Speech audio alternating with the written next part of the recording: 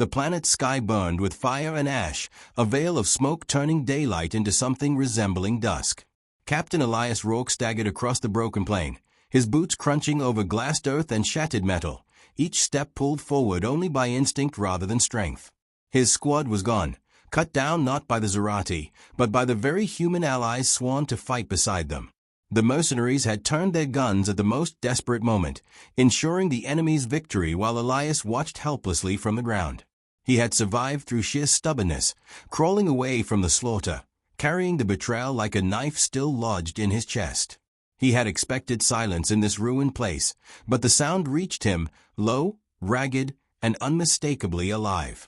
He turned toward the half-collapsed structure ahead, once a proud alien citadel, now only fractured walls jutting upward like broken teeth. The noise came again, not the metallic grind of machines, not the low growl of carrion beasts, but a voice alien and resonant, torn by pain. Elias tightened his grip on the cracked rifle at his side and entered the ruin. His training screamed caution, but something deeper, perhaps guilt, perhaps curiosity, pulled him onward. The chamber was lit by a strange glow, a faint luminescence pulsing along the walls, as though the stone itself were breathing. And there, at the center, lay the creature every human child was taught to fear, the Queen of the Zerati. She was enormous even in her fallen state, her body covered in chitinous armor that shimmered like oil on water. Pale green blood, iridescent in the dim light, spilled from deep wounds across her torso. A crown of living tendrils curled around her head, twitching weakly as though even in unconsciousness her power sought to reassert itself. Elias froze. He had seen holograms of her species, but never like this, never reduced, never vulnerable. Her eyes opened. Twin shards of molten gold locked onto him, sharp and impossibly ancient. Her lips, or the alien semblance of lips, parted, and the words emerged in a voice that seemed too soft for such a monstrous form. "You are forbidden to touch me, human." The command carried the weight of ritual, but beneath it was something else, a tremor, almost vague. Elias hesitated, torn between instinct to flee and the impossible reality before him. She should have killed him on sight. Instead, she lay bleeding, clinging to a code of untouchability even as her life ebbed away. He lowered his rifle slowly, the weapon feeling suddenly childish in his grasp. "If I don't, you'll die." His voice sounded hoarse in the cabin, hollowed by exhaustion. Her gaze never left his, unwavering despite the blood loss. "Better death than defilement." The words hissed with pride, yet her breath shook, betraying the weakening pulse of her body. Elias crouched a few paces away, studying her with a soldier's eye. He saw no strength left in her limbs, no hidden weapon coiled in her frame. She had been betrayed, just as he had. The realization unsettled him. Both of them were relics of their people's endless war, abandoned when convenient. The symmetry gnawed at him. "Defilement," he repeated bitterly. "That's what my commanders called survival when they left us behind." He reached into his kit, fingers brushing bandages, a vial of coagulant, the last of his med spray. He could save her, or at least stall death, but it would mean breaking the line she had drawn with those golden eyes. The Queen shuddered, her tendrils tightening against her skull, her body instinctively recoiling though she lacked the strength to move away. "Do not," she rasped. "Your touch carries the weight of exile. My people would see me destroyed for allowing it. And if I walk away, they'll never have the chance." Elias spoke with quiet steel, though his chest clenched at the thought. He had seen comrades bleed out on fields less cursed than this one.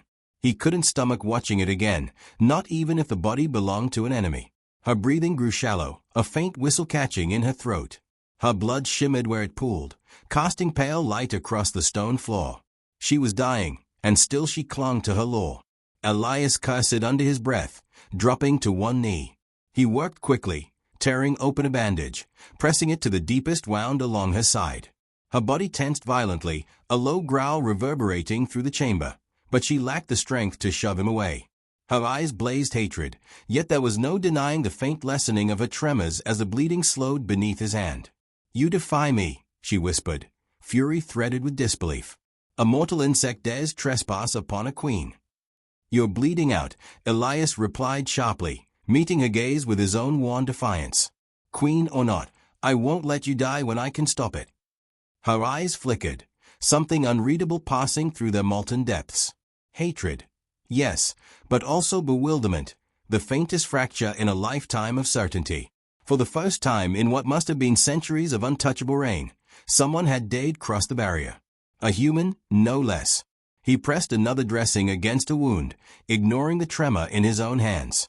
Every moment stretched taut with the sense that he was writing his death sentence. But he had already been betrayed, already discarded. What more could his people take from him? Her breathing steadied incrementally, though her glare never softened. For this, she murmured, voice like a blade dulled by blood, I should end you with a thought. Yet no strike came, no psychic rupture to tear him apart. Instead she lay still, eyes burning into him as though trying to sear the memory into existence. Elias exhaled, shoulders sagging with a weight he hadn't realized he carried. He had crossed the line. There was no undoing it. He secured the final bandage, his hands lingering just long enough to feel the strange warmth of her alien body beneath the armor. Their eyes locked again. In that moment, predator and soldier, monarch and exile, enemy and enemy's savior, all dissolved into something rawer, more dangerous. The queen's lips parted once more, the words dragged from her throat like an oath broken against her will. For the first time, she whispered, voice quaking with fury and something Elias could not name, a human hand has touched the untouchable. The silence that followed was suffocating. Elias rose slowly, his body aching, his pulse loud in his ears. He had saved her life, and in doing so, he had bound his fate to his in a way neither of them could yet understand. He tightened his grip on the useless rifle and forced himself to meet her gaze once more. Then let's see what comes of it.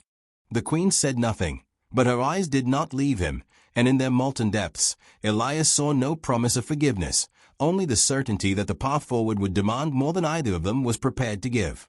The ruin held them both in a brittle silence, as though the stones themselves listened for what might come next. Elias remained near the queen, his rifle within reach though he knew it would be useless if she chose to turn on him. She hadn't moved beyond shallow breaths and the flick of her luminous eyes, but he sensed that her stillness was not weakness alone. It was calculation. Even bleeding, even betrayed, she weighed him the way a sovereign weighs a weapon. Hours passed with only the crackle of distant fires to mark time.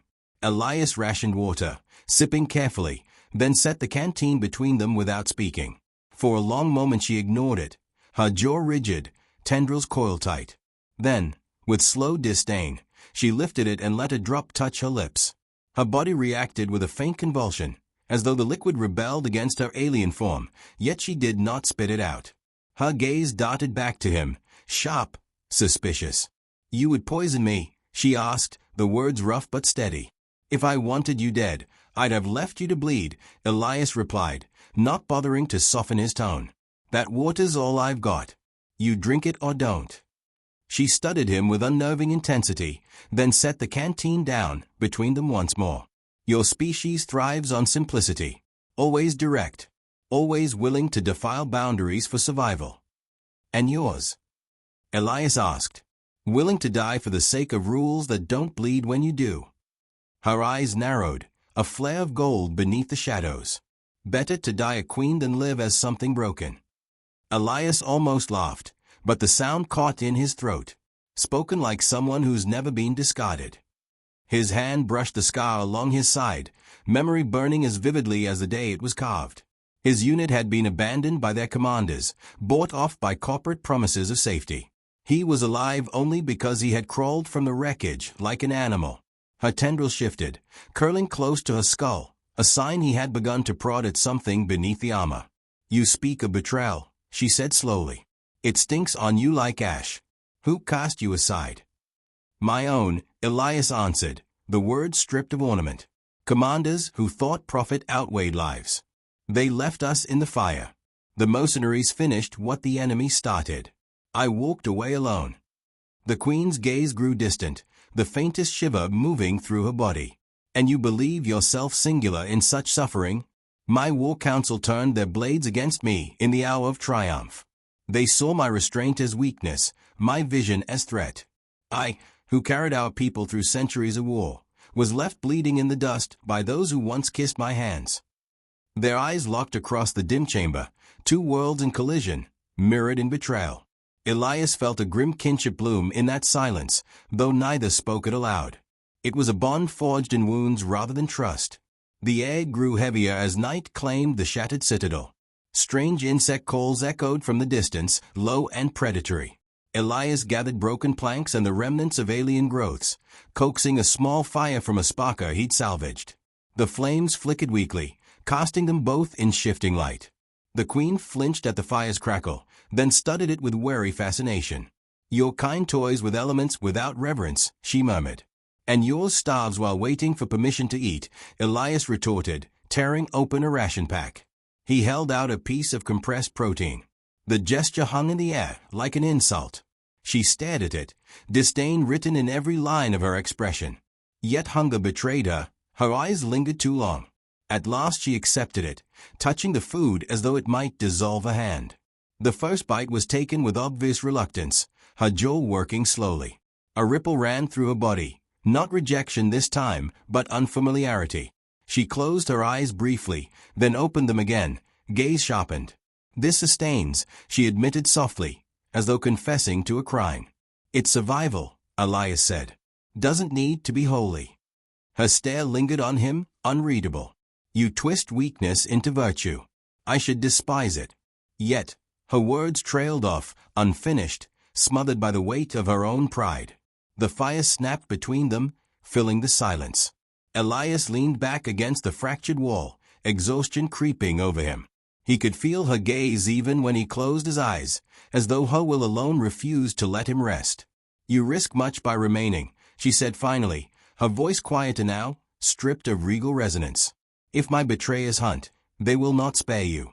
Your life is tethered to mine by your own choice." "I've got nothing left to lose," Elias answered, his eyes still shut. "Maybe saving you makes the betrayal mean something." She made a sound like a low growl, though softer, almost contemplative. "Or maybe it ensures you die sooner." Elias cracked one eye open, meeting her golden stare once more. "Then at least I won't die alone." For the first time, the queen's expression shifted. Not a smile. Her face wasn't built for such gestures, but something faintly softer, the barest yielding of steel. It vanished almost instantly, replaced by her familiar mask of imperious silence. The fire dwindled, its embers glowing faintly. Beyond the ruin, distant movement stirred, the scrape of armored boots, the echo of voices carried on the wind. Elias stiffened instantly, his hand on his rifle, though he knew the sound wasn't human alone. The queen's tendrils fled, a visceral response of fear and rage. "They come," she whispered, her voice trembling not from weakness but from recognition. "Those who betrayed me. They will burn this place to ashes to see my body silenced." Elias steadied his weapon, pulse thundering in his chest. The chamber seemed to shrink around them, the fragile trust between man and monarch forged into something harder under the weight of the approaching danger. The queen lifted her head, eyes burning brighter despite her wounds. "Your defiance binds us now, human. Whether you meant it or not, you have chosen my side. And for that, there is no turning back." Elias met her gaze without flinching. "Then we fight together, or we don't fight at all." The ruin shuddered as footsteps drew nearer, and the firelight danced wildly across the stone, casting their shadows against the wall. Two figures once sworn enemies, now poised at the edge of a battle neither could survive alone. The first shot tore through the outer wall, stone and dust cascading into the chamber. Elias dropped flat, the rifle tight against his shoulder. The queen lifted her head, tendrils flaring in alarm, her golden eyes narrowing to slits of rage. The sound of armored boots thundered outside, a rhythm of inevitability. Shapes moved in the smoke, half seen through the gaps in the ruin.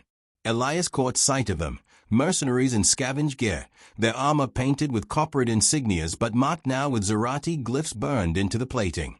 Behind them came figures less human, their bodies twisted by alien augmentation, flesh and chitin fused into grotesque silhouettes. These were not soldiers, they were scavengers feeding on betrayal.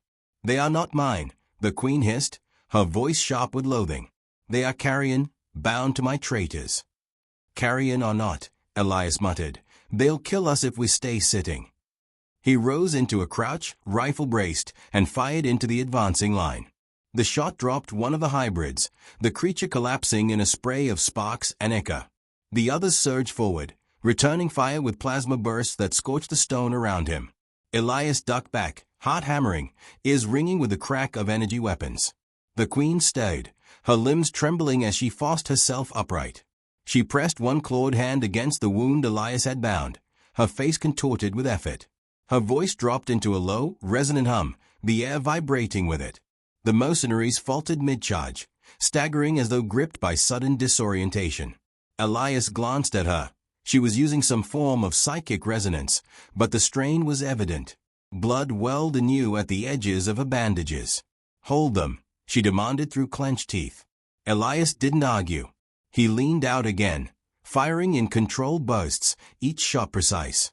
A mercenary fell, then another, yet their numbers pressed on, relentless. One vaulted the shattered wall, blade raised high. Elias swung his rifle up too late, but the queen's tendrils lashed forward, striking the attacker across the chest. The man crumpled, his armor dented inward like crushed tin.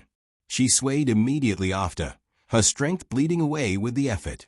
"You'll tear yourself apart," Elias growled, dragging her back against the wall. "Better I shatter than fall to them," she rasped. Another explosion ripped through the ruin, the heat washing across them both. Elias pulled her closer to the ground, shielding her with his own body as debris rained down. His skin burned where shards cut into it, but he gritted his teeth, refusing to let go. When the dust cleared, he found her staring at him, disbelief etched into every line of her alien features. "You bleed for me," she said softly, more accusation than gratitude. "Yeah," Elias panted, checking his rifle's charge, "and if we don't move, we'll both bleed out here." The mercenaries regrouped outside, their voices raised in guttural shouts, preparing for another push. Elias scanned the chamber, his mind racing. The temple's rear wall had partially collapsed into a narrow passage, half buried under stone. It might serve as escape, but not without covering fire. "We're run," he said, pointing. The queen followed his gesture, her expression unreadable. "Cowardice." "Survival," Elias snapped. "You want vengeance, you'll need to live first." Her gaze lingered on him, torn between fury and reluctant acknowledgement. At last, she inclined her head by the smallest fraction. The next wave surged in. Elias fired until the rifle's battery screamed empty, then swung it like a club against the nearest attacker, the impact jarring his arms. He felt a blade bite into his side, white heat searing through his ribs. He gasped, twisting to tear it free, blood spilling warm down his torso. The queen's voice rose again, her psychic hum sharpening into a keening wail that pierced the air. The mercenaries clutched their helmets, staggering, some collapsing outright as their minds buckled under her assault. Elias staggered toward the rear passage, half dragging her with him. She caught sight of a wound along his ribs, her eyes widening. "You are struck." "Not the first time," he gritted, forcing himself forward. They stumbled into the narrow passage, rocks scraping against armor, the firelight of the chamber fading behind them. The sound of pursuit followed, boots and claws scraping against stone. Elias pressed on, vision blurring, every step agony. The queen kept pace, one arm around him despite her own wounds. Their movements were clumsy, desperate, yet bound together by necessity. At a sharp bend in the passage, Elias collapsed against the wall, gasping. His strength faltered, the blood lost stealing his will. The queen knelt beside him, her breathing ragged, her tendrils brushing against his temple. The touch was alien, electric, a shiver racing through him. "Foolish human," she whispered. "You break every law of my kind, yet still you stand before me." "Not standing anymore," Elias murmured, his voice slurred. Her claws hovered uncertainly above his wound, trembling with hesitation. She drew a deep breath, muttered words in her own tongue, then pressed her hand against the gash. A searing heat flooded his body, not from pain but from something deeper, a resonance that made his heart stutter. His blood mingled with a faint shimmer of her own, glowing faintly in the darkness. Elias gasped, the agony shifting into something strange, relief, renewal, though incomplete. The queen's face twisted with effort, her own strength unraveling as she forced her essence into his body. When she pulled her hand away, the bleeding had slowed, though the wound still burned. "Why?" he rasped, his throat dry. "Because you bled for me," she whispered, her voice unsteady, vulnerable in a way he had never heard before. "And now, I cannot let you fall." Outside, the shouts of their hunters grew louder, echoing down the passage. Elias forced himself upright, pain radiating through every movement, yet a strange warmth steadied him. The queen leaned against him, her weight heavy, yet he did not falter. Together, they pressed deeper into the darkness, their footsteps staggered but resolute. Behind them, the ruin burned, their enemies closing in. Ahead lay only uncertainty. Yet in that uncertain dark, the fragile bond between human and queen had been sealed with blood, his by choice, hers by sacrifice. And as they vanished into the shadows, both knew the path forward would demand far more than survival. The tunnel stretched for what felt like miles, its walls narrowing until Elias had to turn sideways to squeeze through. Each step jarred his wounded ribs, yet the faint warmth from the queen's touch still pulsed there, keeping him on his feet when his body screamed to collapse. The air grew cooler, tinged with mineral dampness, until at last the passage widened into a cavern. Pale crystals jutted from the ground, casting a faint glow that painted the chamber in shifting hues. Hey! At least, there was no sound of pursuit. Elias lowered himself against the wall, breathing hard. The queen sank opposite him, her body folding with more grace than strength, her golden eyes dimmed but watchful. The silence between them was heavier than the stone above. "You've tied yourself to me," she said finally, her voice quieter than the drip of water from the ceiling. "Do you understand what that means?" Elias wiped sweat from his brow, smearing grit and blood across his skin. "I understand I'd be dead without you. And you'd be dead without me. Seems simple enough." Her tendrils stirred faintly, a ripple of agitation. "Nothing is simple, human. By touching me, by bleeding for me, you have violated laws older than your species has walked upright. My people will see me as corrupted. You, as a stain unworthy of life." Elias let out a humorless laugh. "My people already think I'm disposable. Yours left you bleeding in the dirt. Sounds like neither of us has much left to lose." She stared at him, expression unreadable, though her gaze lingered longer than before. "You mistake despair for freedom. And you mistake rules for strength." He met her eyes, steady despite his exhaustion. "What's the point of a law if it kills the people it's meant to protect?" The queen's silence stretched, her chest rising and falling in uneven rhythm. For the first time since he had found her, she looked less like a monarch and more like a prisoner trapped in the armor of her own tradition. A rumble shook the cavern, faint but unmistakable. The sound of war above, ships clashing in orbit, weapons carving scars into the sky. The conflict still raged, relentless, indifferent to who survived in the shadows beneath. Elias watched dust sift from the ceiling, each grain a reminder of how close everything was to collapse. "They'll come for you again," he said. "Your traitors won't stop until you're gone." "And you?" she asked. "Will you keep bleeding for a queen who swore you forbidden?" Elias leaned his head back against the stone, eyes half closed. "I didn't save you because of what you are. I saved you because I couldn't watch another body bleed out while I still had a choice. Doesn't matter if you're queen, soldier, or stranger. That's what makes us human." Something shifted in her gaze, a fracture in the molten gold. She drew in a sharp breath, her tendrils quivering as though his words had struck deeper than any weapon. Slowly, deliberately, she lifted one clawed hand and pressed it against her chest, above the faint glow of her wounds. "In my people's tongue," she said, voice low but resonant, "there is an oath spoken only once in a lifetime. It binds one life to another, protector and protected, equal in death and survival. To speak it is to defy the council, the law, the very marrow of my kind. To speak it to a human," her voice faltered, for once uncertain. Elias opened his eyes fully, meeting her hesitation with unflinching resolve. "Then speak it. Or don't. But don't pretend you're not already breaking the rules just by sitting here with me." Her lips curled, not in a smile, but in something close, a gesture caught between anger and reluctant admiration. She leaned forward, her voice carrying an unfamiliar cadence, as she whispered words that seemed to ripple through the air itself. The sound was alien, ancient, yet Elias felt the meaning settle into his bones, a vow of bond, of shared fate, unbroken until death. When the final syllable faded, she exhaled as though releasing centuries of weight. "It is done. You are bound, human. My protector, my equal, my defiance." Elias's throat tightened, though he forced his tone steady. Guess that makes us both traitors now. The queen tilted her head, eyes gleaming faintly. Or something greater. Their fragile silence shattered as a roar echoed through the tunnels behind them. The hunters had found the trail, their voices reverberating closer with every heartbeat. Elias gripped his rifle, its weight familiar, though he knew the charge was low. The queen straightened, her wounds still raw but her posture regal once more, as if the oath had restored not just her strength but her will. "Then we stand," she said.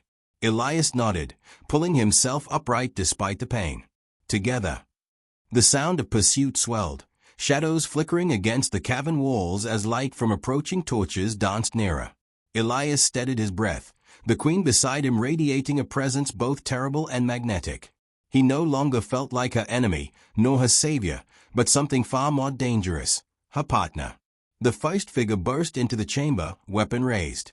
Elias fired without hesitation, the shot catching the man square in the chest. Behind him came more, their numbers pressing, their rage filling the cavern. The queen's voice rose again, a psychic resonance that shook the stone, driving terror into the hearts of those who advanced.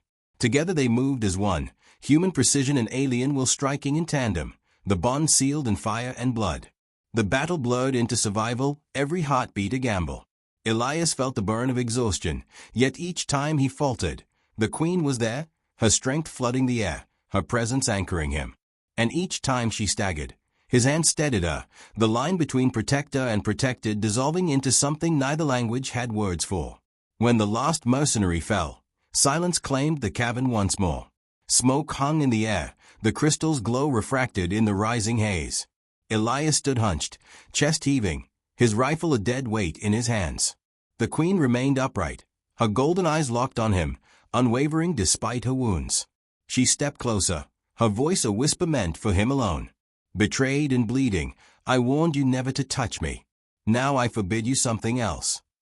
Her gaze burned into him, fierce and unyielding. "You are forbidden to leave my side." Elias met her stare, the words binding him as surely as any oath. The war above might rage, the hunters might return, the laws of her people might demand their deaths. But in that moment, in the dim cavern where two enemies had become more, he knew he would not walk away. Whatever came next, they would face it together. The cavern stank of scorched flesh and ozone, smoke curling upward into the cracks of the ceiling. Elias leaned on his rifle, its battery drained, his chest heaving with the aftershocks of battle. The queen stood a few paces away, regal even in exhaustion, her tendrils coiled close against her head as if bracing for unseen judgment.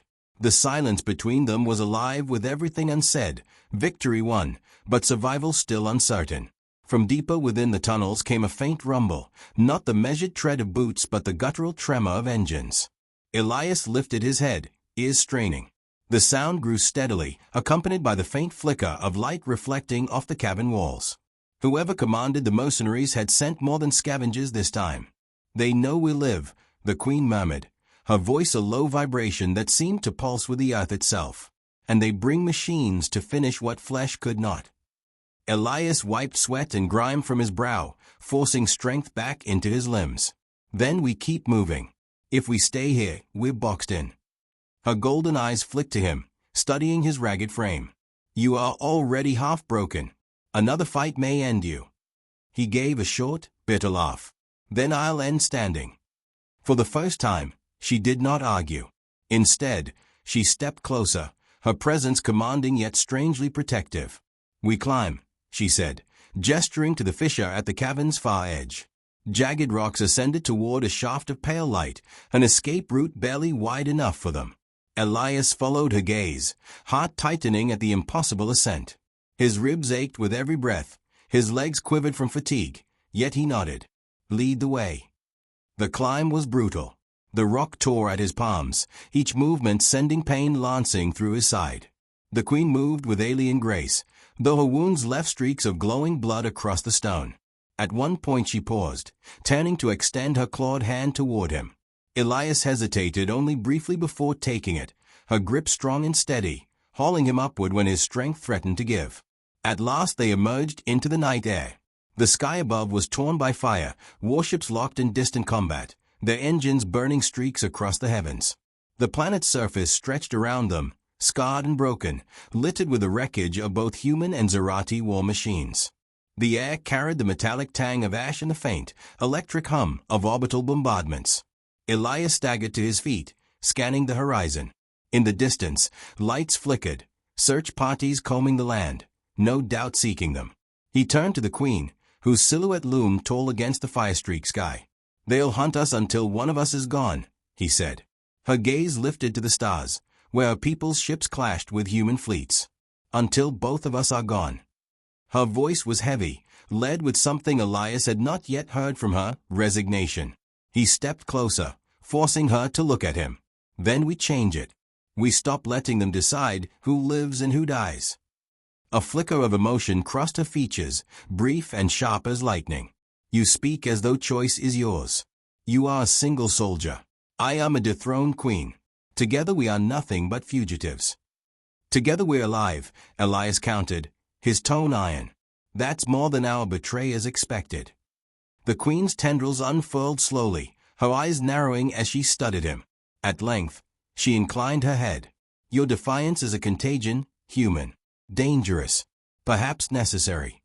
The ground trembled suddenly, a harsh vibration that traveled through Elias's boots. From the ridges ahead, a massive shape emerged, a war machine, crawling on 6 armored legs, its weapons glowing faintly as it scanned the battlefield. Mercenaries trailed behind it, their armor glinting in the firelight. Elias lifted his empty rifle, grimacing. "Not much left in this." The Queen's gaze hardened. "Then you must trust in what remains." She spread her arms wide, her voice rising into a guttural chant. The air thickened, vibrating with psychic resonance. The machine faltered, its sensors flickering, the mercenaries clutching at their helmets as if invisible claws raked across their minds. The effort racked her body, blood spilling anew from her wounds, but she did not falter. Elias saw the strain tearing through her, and did what he always had, threw himself into the fight beside her. He sprinted toward the machine, ducking blasts of plasma, and vaulted onto its leg. Clambering upward, he tore open an access hatch with brute force, jamming a grenade from his belt into the exposed circuitry. The explosion tore through the war machine, fire blossoming into the night. Elias was thrown clear, landing hard against the ground, his breath stolen from his lungs. Through blurred vision he saw mercenaries scattering, their formation broken under the Queen's psychic assault and the destruction of their engine. He forced himself up, every muscle screaming, just as she staggered to his side. Her golden eyes blazed, though her body trembled with exhaustion. "You bleed again," she whispered, almost tenderly. "Seems to be my specialty," Elias rasped, managing a grin despite the pain. She reached toward him, claws hesitating in the air before settling lightly against his shoulder. "Then hear me, human. What we have done here binds us beyond survival. My council will hunt me, your kind will abandon you, but together we may carve a path neither expects." Elias met her gaze, steady despite the storm raging above. "Then we carve it." The Queen's tendrils fled, a gesture not of threat, but of resolution. "So be it. From this moment, you are no longer forbidden to touch me. You are forbidden to leave me." The words hung between them, heavier than the thunder of ships overhead. Elias felt their weight settle into his bones, not as a chain but as a choice. The war still burned, the enemy still hunted, but for the first time since betrayal had marked them both, he felt the future shifting. In the distance, the horizon flared with fresh fire as another fleet descended. The Queen straightened, her silhouette radiant in the glow of destruction, and Elias stood beside her, his rifle clutched tight, though nearly useless. 2 figures against a galaxy bent on consuming them. The night wind carried ash and sparks around them, and Elias knew with fierce certainty that this was not an ending. It was only the beginning of a war neither of their peoples had yet imagined. The wreck of the war machine smoldered behind them, its twisted frame casting shadows that reached like claws across the battlefield. Elias stood with his weight on one leg, his side still bleeding sluggishly, his rifle a useless hunk of scorched metal slung across his shoulder.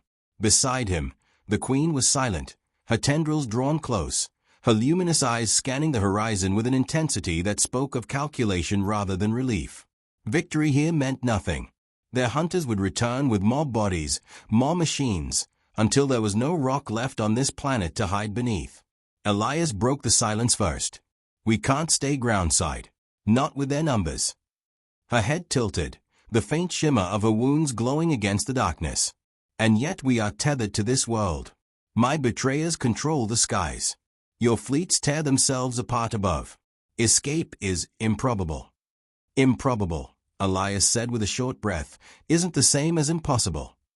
She studied him, unreadable, a golden gaze burning against his weariness. For a moment she seemed poised to rebuke him, to remind him again of the futility of his stubbornness, but something shifted. Instead, she turned her eyes upward. The sky was alive with streaks of fire as ships wheeled and fell, human and Zerati craft locked in endless death spirals. Some way up there were still transports, still vessels that could be stolen if one had the audacity to try. You would climb into the stars, she said softly, more statement than question. Better than waiting to be buried here. He tightened the strap on his rifle, though the weapon was all but spent. If we can get off planet, there's a chance. Maybe more than a chance. Maybe a future. Her tendrils unfurled slightly, an expression of disquiet. A future, bound to a human. The words were laced with scorn, yet beneath them Elias caught the faintest echo of uncertainty, almost curiosity. You already bound me, Elias said, his tone low but firm. Oath, blood, survival, we're past pretending this is temporary. She looked away, her profile outlined against the burning horizon. Then you will see what price such defiance demands. The ground shuddered again, not from machines this time but from orbit. A ship fell through the atmosphere, its hull ablaze, trailing fire like a comet. It struck in the distance with a thunderclap that split the night, throwing a mushroom of dust and flame into the sky. Elias shielded his face from the blast wave, then lowered his arm. The wreck burned bright, but beyond it he saw smaller craft streaking low across the plains, dropships, scavengers seeking spoils. There, Elias said. That's our way out. The Queen followed his gaze, silent for a long moment. Finally she spoke, her voice iron again. Then we must move before they strip the dead. The march was slow, each step a contest against pain and exhaustion. Elias forced himself forward, guided as much by stubbornness as resolve. The Queen moved beside him with quiet endurance, her wounds glowing faintly, her every breath controlled, measured. Their silence became its own language, each glance carrying weight where words would only waste strength. As they neared the crash site, the air thickened with smoke and the acrid stench of melted alloy. Scavengers swarmed the wreck, their armor lit by the fires, their voices harsh in a dozen languages. They pulled weapons, rations, fragments of tech from the corpses that littered the ground. Beyond them, one dropship still smoldered but intact, its ramp lowered, engines whining as they cycled toward readiness. Elias crouched low behind a jagged ridge, gesturing toward it. That's the one. The Queen's eyes narrowed. Too many between us and the vessel. Too many to fight, Elias admitted. Not too many to outlast. He glanced at her. You can still shake their minds. Her tendrils flared faintly, betraying her hesitation. At cost. Each time I draw on that well, it fractures me further. There will come a moment when nothing remains. He tightened his jaw. Then we make this the last time we need it. For a heartbeat she studied him, as if weighing the truth of his resolve. Then she gave a slow nod. So be it. The attack was sudden, brutal, born of desperation. The Queen's voice rose, low at first and then swelling into a resonance that trembled the very ground. Scavengers clutched at their heads, staggering, their weapons dropping from nerveless hands. Elias broke from cover, sprinting with every shred of strength left in his legs. He fired the last of his rifle's charge, dropping those still moving, then swung it like a club as he carved a path toward the dropship. The Queen followed, her presence a storm. She struck with claws and psychic force, her body moving despite its wounds, driven by fury and the inevitability of survival. Together they reached the vessel, Elias slamming the ramp controls to raise it even as bullets ricocheted from the hull. He dragged himself into the cockpit, hands flying over controls he only half understood, while the Queen collapsed into the co-pilot's chair, her breath ragged but her eyes still blazing. The dropship roared as its engines lifted them from the ground, fire and smoke falling away beneath. Scavengers shouted and fired wildly, their figures shrinking as the craft clawed its way into the sky. Elias kept the controls steady, heart pounding, as the stars opened above them once more. Beside him, the queen straightened, her tendrils unfurling, her voice low but steady. You have taken me from the earth my betrayers sought to claim. You carry me into the stars where their reach is long. This path is madness. Elias allowed himself a grim smile. Then it suits us both. For the first time, a faint sound escaped her, a low exhalation that might almost have been laughter. She turned her gaze to him, golden eyes catching the light of the stars. Madness or destiny? The dropship broke through the last of the atmosphere, the war-torn planet shrinking below. Ahead, the void stretched infinite, scattered with fire and wreckage, a graveyard of fleets. The queen's voice dropped to a whisper, almost lost beneath the hum of the engines. You are bound to me now, human. Do you grasp what storm you have chosen to enter? Elias gripped the controls tighter, his jaw set. Doesn't matter. I've already chosen. Her eyes lingered on him, searching, measuring, and at last she inclined her head in solemn acknowledgement. Then let the galaxy bear witness. Outside, the darkness yawned wide, the broken remnants of war drifting like bones in a vast ocean. Within the dropship, man and queen sat side by side, no longer captor and captive, no longer forbidden into fire, but something new, something that had yet to be named. And as the stars swallowed them, both knew the true battle was only beginning.